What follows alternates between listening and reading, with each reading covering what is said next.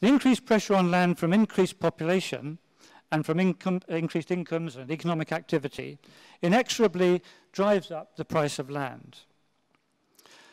Normally, a rise in price above the cost of production elicits an increased supply that tends to reverse the price increase and bring it back down in line with costs. But the land market is different. First, the overall supply cannot be increased when demand increases. The supply can only be transferred from one person or use to another. Second, land qua land has no labour costs. It's the free gift of nature, in David Ricardo's famous phrase. Thus, when demand increases, the resource cost of land does not increase. However, it does have opportunity costs, so that one use of the same piece of land displaces other uses. This is one reason why land commands a price. The other reason is that some plots are more desirable than others because of intrinsic differences or locational advantages. Then, for the buyer or renter of land, the price is a private cost. For society, however, the price is only a transfer payment. Land has no social cost. This very brief excursion into classical economics highlights a powerful force acting against what would otherwise be the equalizing forces of competition and mobility, to the extent that these are allowed free play. Whereas competition and mobility promote more equal wages for labor and more equal returns on man-made capital, no such forces operate in the land market. Land is both fixed and immobile. Competition does not drive its price down to its zero labor cost of production. Pure scarcity relative to demand determines its price. The socially efficient use of land requires that it goes to those who can obtain the highest social value from the labor and capital applied to it. Price then performs a socially useful rationing function. But insofar as the value of land reflects nature's bounty, or the collectively provided civic amenities and infrastructure, or the purchasing power of the community, its value is a community value and our common birthright. This is the ethical as well as the economic case for financing government from land values rather than from taxes on work and enterprise. In Colombia, valorization taxes have captured some of the increased value of lands surrounding major public works where localized enhancements could be identified and political obstacles overcome. Unfortunately, it's well known that the granting of permissions to convert land to higher economic uses is open to much abuse. In Colombia, as in China today, permission to convert farmland to urban uses releases huge repressed land value, yielding major gains to owners if left untaxed. Stories abound of the corruption that these windfalls can induce. However, these dramatic windfall examples shouldn't hide the widespread secular rise in the values throughout existing urban space in the face of ever-increasing demand. Regular revaluations of properties for local tax purposes would go a long way to redistributing community-created values to that community. Briefly, regarding urban design, the typical pattern of urban growth in Colombia has largely been driven by market-determined land values. However, land values are also influenced by the national and city planners in their zoning decisions and in the location of infrastructure and public housing. Too often, these zoning decisions have tended to follow and reinforce rather than consciously modify market-driven land values. Interesting attempts to buck market trends have been made in Colombia through so-called planned cities within the city, ciudades dentro de la ciudad, designed to minimize the use of space while maximizing specialization and agglomeration economies. Unlike individual piecemeal projects, large-scale public investments like these do generate significant increases in land values. If the land is acquired at pre-development value, the cities can be self-financing and there have been some successful cases. I come on to the case of Singapore, a partial precedent for this model. Since self-government in 1959, Singapore has engaged a continuous massive reconstruction, Singapore has engaged in continuous massive reconstruction and rehousing. An unusually high proportion of national income was assigned to building without harming the overall GDP growth rate. The proportional share of building grew over the years as a leading sector, as in Colombia for a while, that along with the complementary export sector, levered up the overall growth rate. Singapore's most important statutory body was the Housing Development Board, the HDB. Established in 1960 because massive investment in public housing was considered not a liability, but a prerequisite to the country's overall development plan.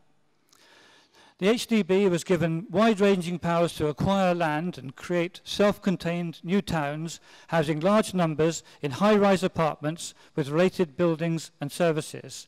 I think the case of Hong Kong and Singapore was mentioned earlier. The HDB encouraged people to buy rather than rent. A crucial role in this process was played by the so-called Central Provident Fund, the CPF, which was a pension fund. And it played a hugely important role in the financing of public housing there. Unlike in Colombia, Singapore has not had a serious inflation problem. As I told you before, Singapore's inflation rate in the last 40 years is the lowest in the world. Hence, high nominal interest rates have not been a major block on the demand for mortgages.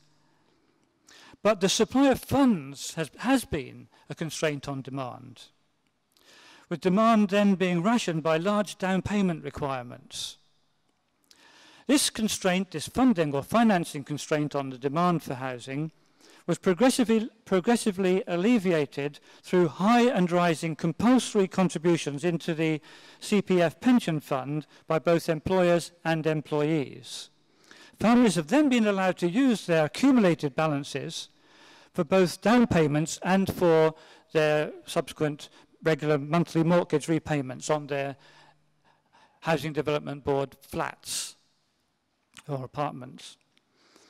These contributions reached a remarkable peak of 50% of gross wages in the 1980s and go a long way to explain the remarkable rise in the overall national savings rate. In view of the country's fiscal conservatism, with the public sector budget normally being in surplus, these CPF revenues also explain Singapore's very low taxes and why the country could accumulate huge foreign exchange reserves without inflationary consequences. What about housing, land ownership, and the distribution of income? Singapore is fortunate in having inherited large areas of public land from the British in 1959. But the Land Acquisition Act of 1966 has given the government strong powers of compulsory purchase, with compensation reflecting at best pre-existing use values only. By 1990, due largely to the Housing Development Board's land purchases, plus substantial land reclamation programs by public bodies, the state owned around 75% of all the land on the island, 75%. This Land Acquisition Act has greatly reduced the Housing Development Board's financial requirements. This is reflected in the relatively low selling prices of their flats and has thus spread land value increases to a wider public. Once families have subsidized flats, they benefit from future increases in the land value. But they do pay annual property taxes, with property values regularly updated. Of equal importance for Singapore's poorest groups has been continuous full employment and rising wages, rising real wages. But the statistics on relative income and wealth show actually increasing inequality. This is due in no small measure to the way in which overall economic success has placed some of the spectacularly high land values into private hands. If the government would try to capture even more of these unearned incomes, it would reduce speculative holdings of land that have been a significant cause occasionally of boom and bust in Singapore. One final comment regarding the sharing of land values. To minimize land given over to the private car, as well as to reduce traffic congestion that hampers efficiency, the government has introduced draconian restrictions on private car ownership. Licenses are auctioned and the car may cost up to 4 times the world price, generating very large government revenues. These are effectively land value revenues. Much of this is invested in an excellent public transport system for everyone. This calls for special measures to protect savings and loans for housing finance and other construction projects. The more that is done to boost voluntary and forced saving, the less the pressure on inflationary sources of funds.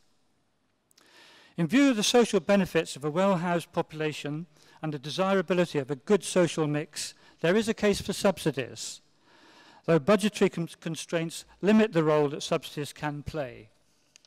The provision of housing should be matched to real effective demand.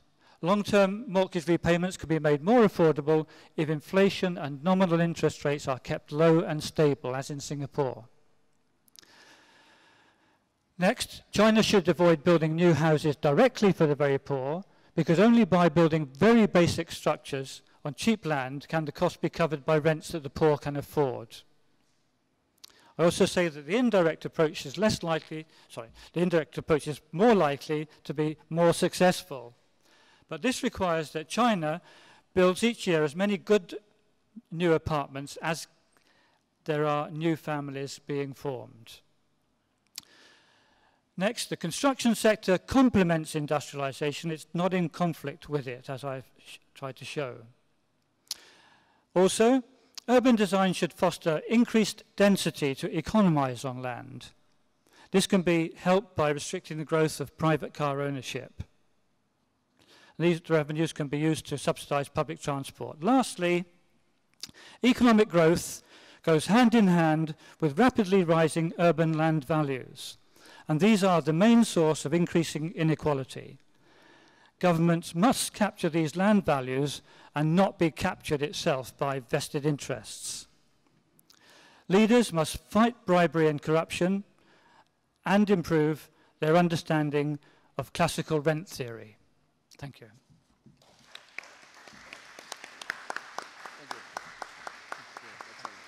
The comment made by my colleague.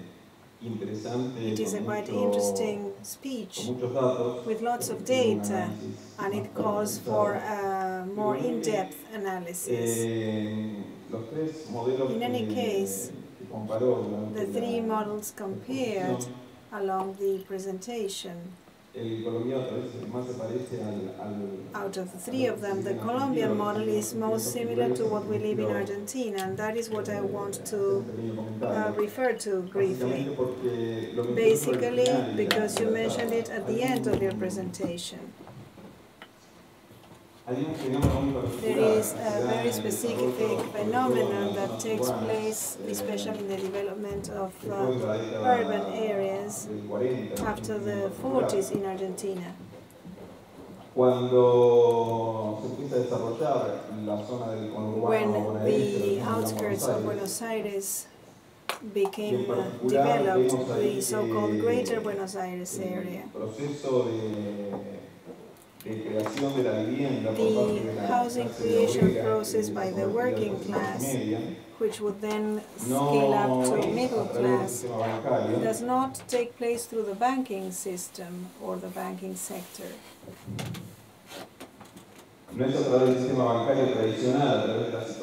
That is, mortgages, as we may find in other countries, such as the USA, but rather on the commonly called the division of plots of land into smaller plots that were paid in installments, in 100 installments actually, but with no mortgage.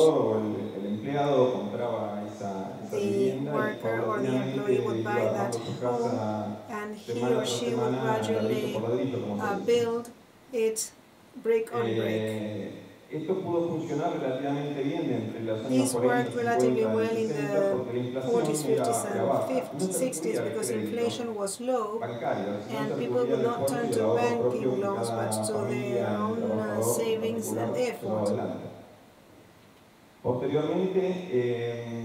After that, in the 70s and 80s,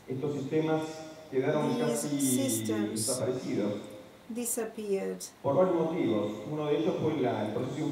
of the reasons was the inflation process, which increased and deteriorated any kind of prospects for long-term funding, plus very strong political restrictions.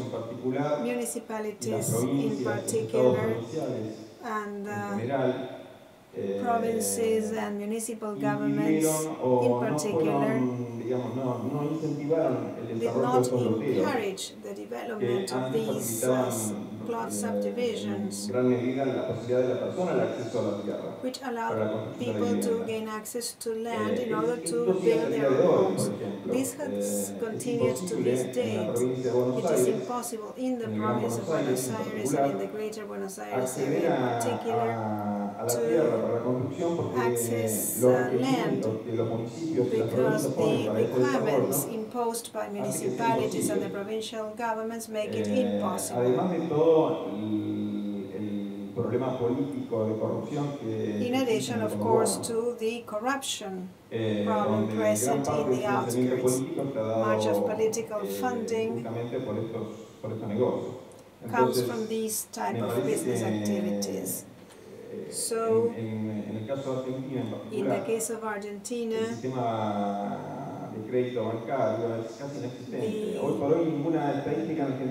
bank loans for this type of activity are non-existent. Construction does not increase as measured by the increase in mortgage loans. This is not taken as an indicator of improved housing. There are certain political limiting factors in terms of infrastructure. For example, municipalities don't set policies for the development of water or electricity networks so that these subdivision of plots may be carried out successfully. To the extent that a country focuses primordialmente on the working class, those of low incomes, the likelihood is that the housing that they can afford is going to be of a very poor quality unless there is a great deal of subsidy. And if the formal financial system is not providing the savings, that too creates a big problem. And the greater probability that recourse will be had instead to the printing press. And of course, Argentina is one of the most egregious examples of inflationary finance and all the social and economic problems that go with that. As for corruption, yes, that again is so closely related to land value increases, particularly where land is being rezoned from rural to urban areas, which is a universal phenomenon, especially for low-income countries, which are urbanizing so fast. And, well, I'll leave it at that, okay?